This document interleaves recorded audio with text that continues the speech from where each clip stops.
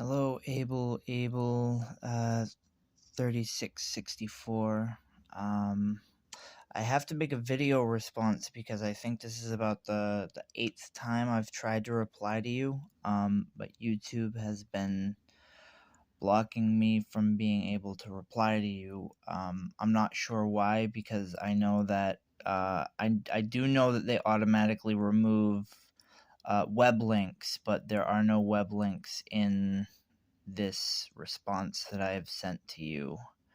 I want to read it off to you, and I'm going to upload it straight to YouTube, and then I'm going to send the video to you for you to be able to read my reply. But I'll read it off to you. I'll send it to you, and then I'll refresh the page until you can see for yourself that it gets deleted, and I'll let you think for yourself what the implications of that might mean. But the reply was to ask you in your response, and it's just a couple things that I found in my time. And it says, "Can you look a couple things up for me and tell me what you think?" PubMed, serious adverse events of special interest following mRNA COVID vaccinations and randomized trials in adults. The numbers say that about 1 in 800 people are getting hospitalized by vaccinations, and if you're in the age range between 20 to 29, over 160,000 vaccinations need to be applied to prevent one hospitalization from the virus.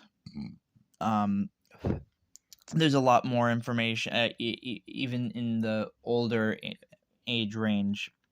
It requires 3,100 vaccines to prevent one hospitalization, as opposed to across the board 1 in 800.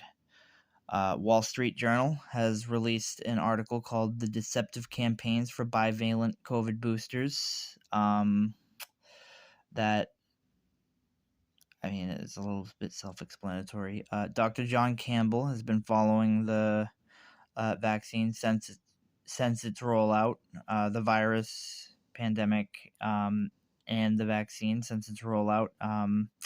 He was in full support as it was coming out, but as the vaccines were being administered and more research came out, he has since suggested that we no longer get the vaccine or its boosters. The doctor who supports the COVID outbreak, he supported the vaccines as they rolled out. Excess deaths in 30 countries. This is there in 30 countries. There's an alarming amount of deaths that are so far unaccounted for, and but they do know that they are not COVID related.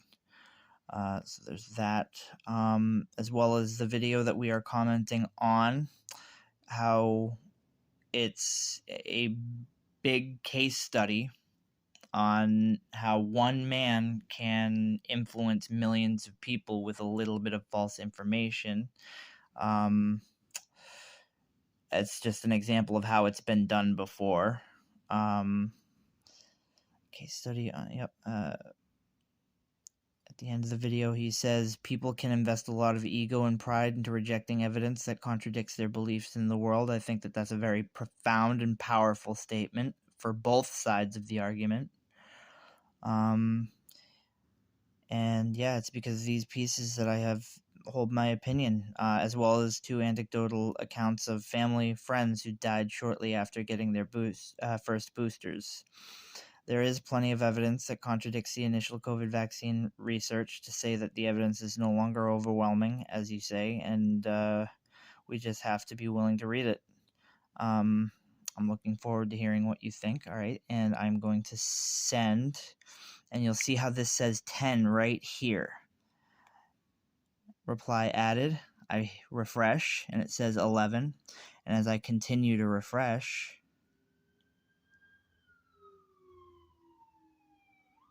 you'll see in just 1 second,